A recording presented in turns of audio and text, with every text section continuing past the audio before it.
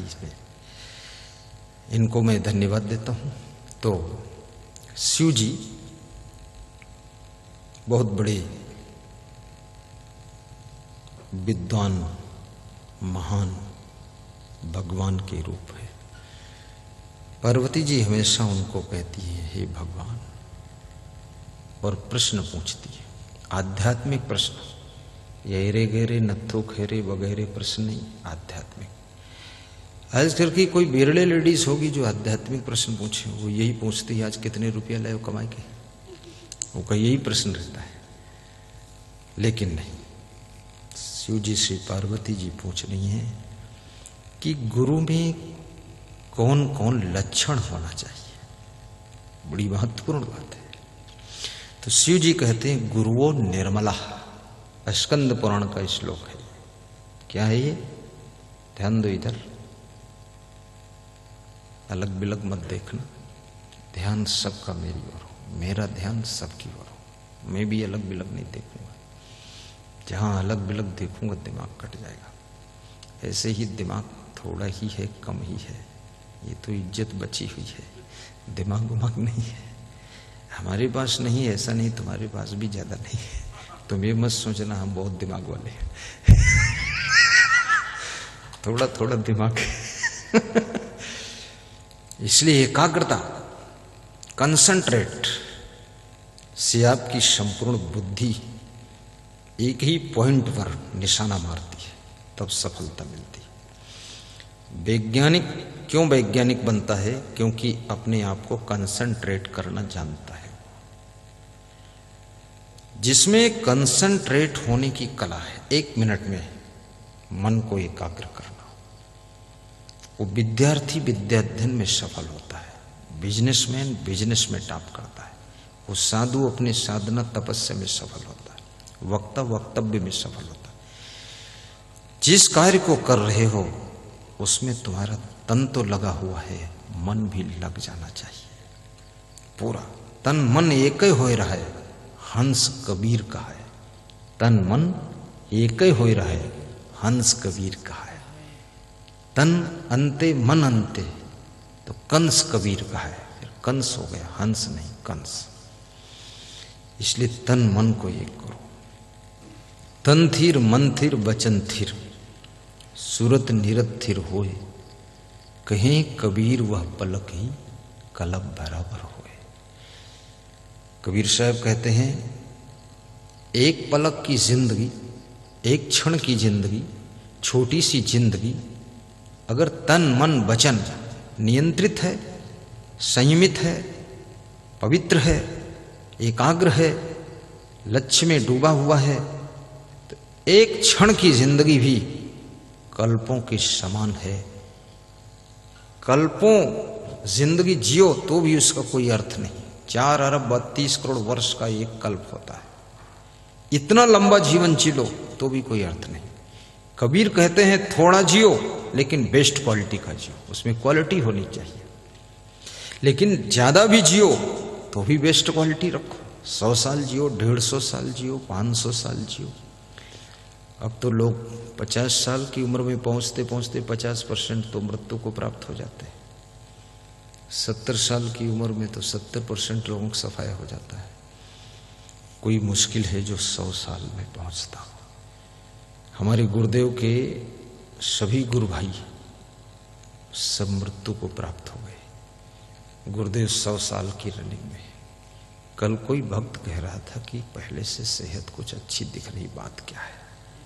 हमने कहा बात छिपी है, खोलूंगा नहीं, राज है उसका। बोले क्या राज है? हमने कहा राज यही है कि उनका मन राजी है, सब संतों के साथ खुश हैं और उन्नति विकास की ओर सब संस्था जा रही है। गुरु खुश हो जाता है। जिसका बेटा उन्नति और विकास, शांति और सुमति घर में बनाकर रखता है, उसके बाप और उसकी माँ, उसके दादा दादी की उम्र बढ़ने लग जाती है, चमक आने लग जाती है, खुशी बढ़ने लग जाती है। इसलिए जो बेटे चाहते हैं कि हमारे पिताजी काफी अच्छे रहें, तो कृपया अपने बिजनेस को भी अच्छा चलाइए, घर बार को अच्छा डिजाइन कीजिए, सबको सेटिंग कीजिए, पूरा संभाल लीजिए। और जिम्मेदारियों को संभालने में जो आनंद मिलता है वो आनंद मंदिर में बैठकर घंटी बजाने में भी नहीं मिलता है। इसलिए याद रखना, मंदिर की भी जिम्मेदारी संभाल लो और माता पिता, दादा दादी, पोता पोती सबकी जिम्मेदारी संभालो। और जितनी अधिक जिम्मेदारियां आपके पास में होंगी उतनी अधिक आपकी बुद्धि विकसित हो चली जाएगी। क्योंकि सरस्वती के भंडार की बड़ी अपूर्व बात, ज्यों खर्चे त्यों तो बढ़े और बिन खर्चे घट जात, बिन खर्चे घट जात। ये बुद्धि, इसको खर्च नहीं करोगे तो घटती चली जाएगी और जितना खर्च करोगे बढ़ती चली जाएगी। आलसी लोग सोचते हैं हम बड़ा दांव मार दिए, चुप्पे पहुड़े रहे, लेटे रहे, इधर उधर कन्नी काट गए। अरे बुद्धि बर्बाद हो जाएगी, कुंद हो जाएगी। जिस कुदाल और फावड़ा से रोज तुम काम लेते हो उसमें धार तेज रहती है, और जिसको 2-3 साल डाल दो जंग खा के, मूर्छा खा के, कुदाल फावड़ा खत्म हो जाता, लोहा भी, और उसकी धार खत्म हो जाती है। इसलिए बुद्धि में अगर धार बनाए रखना है तो इससे जम करके काम लीजिए, तो आपकी बुद्धि प्रचंड होगी, कुशाग्र होगी, इंटेलिजेंस होगी। सही बुद्धि। चलना संभल संभल के, बस ये फार्मूला है। देखो, संभल संभल के चलना है। बोलना भी संभल संभल के, खाना भी संभल संभल के, परोसना भी संभल संभल के, सोना भी संभल संभल कर। गलत जगह मत सो जाना, गलत आदमी के साथ मत सोना। नाक बजाएगा, रात भर सोने नहीं देगा।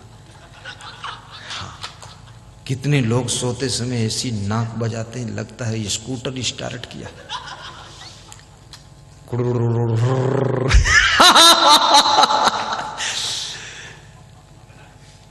किसके साथ सोना है उसमें भी संभलना पड़ेगा। चलो भी संभल संभल कर।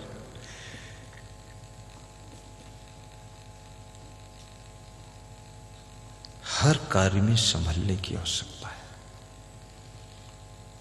राजनीति करो वो भी संभल संभल कर करो, बिजनेस संभल संभल कर। क्योंकि याद रखना, ऊंट जब चलता है सामान्य चाल में तो भी उसके इतने बड़े बड़े पैर हैं कि उसके पीछे चलना मुश्किल है। लेकिन ऊंट जब गिरता है तो उठ भी नहीं पाता है। तो ये बिजनेस, ये बड़े बड़े काम ऊंट जैसे होते हैं।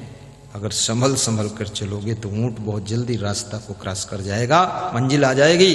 अगर संभल कर नहीं चला ऊंट तुम्हारे बिजनेस का, एक बार डगमगाया और गिरा तो फिर बिजनेस को ऊपर उठाना बहुत कठिन हो जाएगा। इसलिए संभल संभल कर बिजनेस करो, सोच विचार कर। और लोग कहते हैं पॉजिटिव थिंकिंग रखना चाहिए हमेशा, लेकिन नहीं, आप नेगेटिव पॉइंटों को भी सोचिए।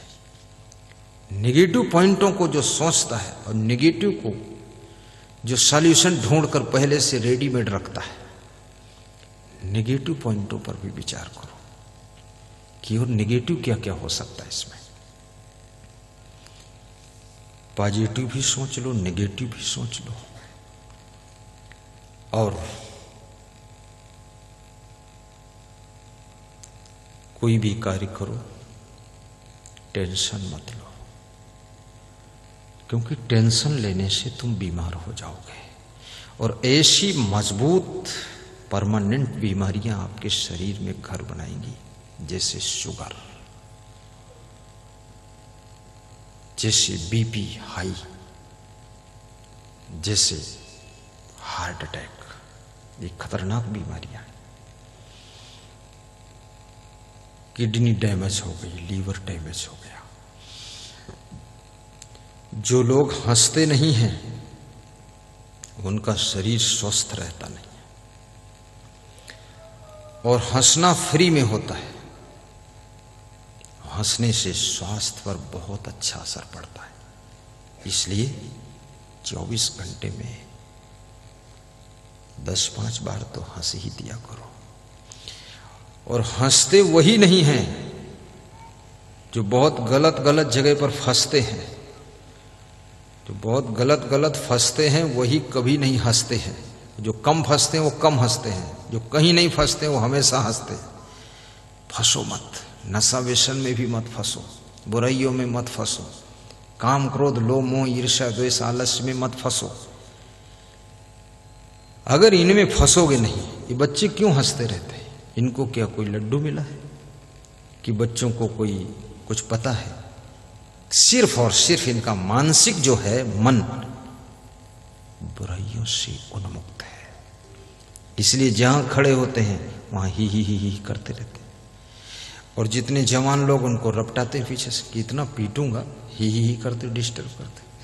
वो बच्चा सिखाता है कि पापा ये उम्र में तुम भी ही करते थे, तुम्हारी ही बंद है, इसलिए मैं ही करके दिखाता हूं, तुम भी ही करना सीखो। पापा हंसता नहीं है, और पापा की एक मुस्कान पूरे घर को फूल की तरह खिला देती है। इसलिए घर में जब प्रवेश किया करो तो थोड़ा मुस्कुराते हुए प्रवेश करो, और घर से जब काम के लिए जाया करो तो वाइफ का धर्म है मुस्कुरा कर तुमको घर के गेट के पास तक विदा किया करे, तो तुम्हें बहुत सफलता मिलेगी। कितने लोग घर में आते हैं ऐसे भूत भावन बनकर, एकदम उनकी पत्नी देखती है तो उसको लगता है कि अरे राम राम भस्मासुर आया हुआ है, हटो भागो भस्म कर देगा। ऐसा रूप रंग मत बनाइए, कोई इससे फायदा नहीं। तुम्हारे सुंदर सलोने चेहरे को देख करके उस लड़की ने विवाह का चुनाव किया था, और तुमने भी उसकी मीठी मुस्कान को देखकर भोली भाली देख करके उसके साथ शादी की थी। लेकिन शादी करके जब आई ससुराल, वो भी चेंज हुई है, तुम भी चेंज हुई हो। तुम अब भोले भाले नहीं हो, तुम तो बम भोले, ये टम बम। और वो भी भोली भाली अब नहीं रह गई है, बस चिड़चिड़ा स्वभाव। ऐसा स्वभाव मत बनाइए। साहिब बंदगी भी बोला करो, साहिब।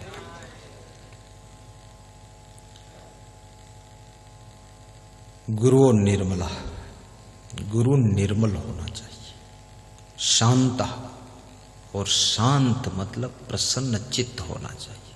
गुरु प्रसन्न हो। साधो, गुरु साधु होना चाहिए। साधु गृहस्थ नहीं, साधु। साधु उसे कहते हैं जो गृहस्थी से मुक्त है, वो साधु। जो गृहस्थ आश्रम में है वो गृहस्थ है। साधु मितभाषिण, और गुरु मितभाषी भी होना चाहिए, बकवासी नहीं, मितभाषी। कम शब्दों में बात को समझाए, समझ में आ जाए। और काम क्रोध विनिर्मुक्ता, और जो काम वासना है, क्रोध है, लोभ है, मोह है, ये गुरु के वश में होना चाहिए। गुरु वह है जो पूरी दुनिया को आकर्षित करता है, लेकिन खुद दुनिया में आकर्षित नहीं होता है, और दुनिया को आकर्षित करके भक्ति की गंगा में स्नान करा देता है और सबके जीवन को पवित्र करता है। उसका नाम गुरु है, और स्वयं दुनिया में आकर्षित होकर के अपनी जिंदगी को मलिन नहीं करता है। कृष्ण किसे कहते हैं? कृष्ण, कृष्ण, कृष्ण। कृष्ण शब्द में क्या है? कृष्ण माने कर्षण, कर्षण माने आकर्षण, आकर्षण माने खिंचाव, खिंचाव माने अट्रैक्शन। कृष्ण का मतलब है जो खींचने वाला है, हमें आपको खींचता है अपनी ओर, आकर्षित करता है, वो कृष्ण है। और कृष्ण आकर्षित करके भक्ति में जोड़ देते थे, धर्म से जोड़ देते थे। अर्जुन को आकर्षित किया कृष्ण ने, तो अर्जुन से धर्म की स्थापना करवाया, धर्म का युद्ध करवाया। यह धर्म बहुत बढ़ रहा था। श्रीमद् भगवत गीता में 2 श्लोक हैं। यदा यदा ही धर्मस्य, बोलो, सब लोगों को याद है, बोलो। यदा यदा ही धर्मस्य ग्लानिर्भवति भारत। बोलते क्यों नहीं हो? याद नहीं है? कोई बात नहीं, याद करना श्लोक ये तुम्हारी जिम्मेदारी ही नहीं, ये मेरी जिम्मेदारी है।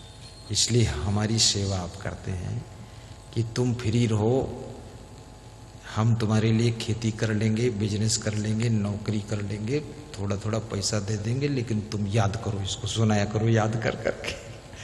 तुम्हारा व्यवस्था हम बना देंगे। और हम तुमसे कह रहे हैं सुनाओ, उल्टा काम बता रहे हैं। चलो उल्टा मत करो तुम, कुछ कुछ याद हो तो दोहराओ, ना याद हो तो मुस्कुराओ।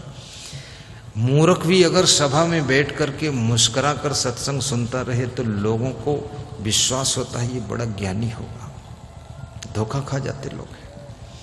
तुम भी थोड़ा हमको धोखा दो, मुस्कुराया करो, हम समझेंगे बड़े ज्ञानी लोग बैठे हैं।